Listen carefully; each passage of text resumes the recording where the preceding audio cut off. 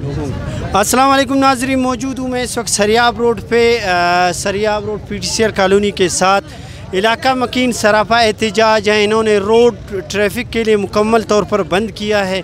यहाँ पे मौजूद लोगों से पूछेंगे कि आज का ये एहतजाज का मकसद।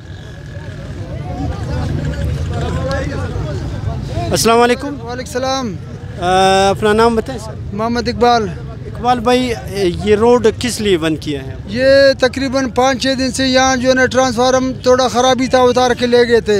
अभी 5 दिन से जो है ना ट्रांसफार्मर आज बन रहा है, कल बन रहा है, आज बन रहा है, कल बन रहा है। 5 बजे मैं गया हूँ, वहाँ बड़ा दफ्तर ट्रांसफार्मर वहाँ पे रखा हुआ है। कह रहे क्रेन नहीं है।